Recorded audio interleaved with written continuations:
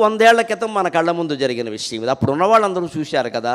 మనం లేకపోవచ్చు, మన తల్లులు తండ్రులు ఉన్నారు, మన తాతలు అమ్మమ్మలు ఉన్నారు, వాళ్ళు చూసే చెప్పారు. అబద్ధం ఎక్కడుంది ఇందులో?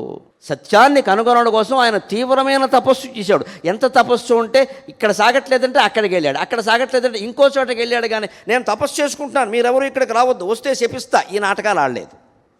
ఇదంతా క్రోధం. నువ్వు తపస్సు చేసుకుందుకు ఇవాడు వచ్చావు ఇక్కడికి, మేము అప్పటి నుంచో ఇక్కడ ఉంటున్నాం. చివరికి పిల్లలు అర్థం కాక ఆయన ఏదో గోచి పెట్టుకుని ఉన్నారని రాళ్ళు పెట్టి కొడితే అక్కడి నుంచి వెళ్ళిపోయి ఎవరికి అందకుండా పాతాళ గుహలో శివలింగం దగ్గర క్రిములు కీటకాలను తట్టుకుంటూ చేశాడు. కానీ అక్కడ ఒక అంగరక్షకుడిని శిష్యుడిని పెట్టుకుని ఎవరిని కొట్టకుండా నువ్వు చూసుకో, తర్వాత పీఠం పెట్టాక నువ్వే పీఠాధిపతి అని అనలేదు ఆయన. పైగా అడిగితే పక్కన ఉన్న ఆయన అడిగితే కూడా ఏమన్నాడంటే, ఇది వాళ్ళ కొండ, వాళ్ళు తిరుగుతున్నారు, గొర్రెల కాపర్లు గోవుల కాపర్లు, వాళ్ళ కొండకి నేను వచ్చాను, వాళ్ళని ఏం చేయొద్దనడానికి నేనేవాడిని, నేనే వెళ్ళిపోవాలి అని కిందకి వెళ్ళిపోయాడు.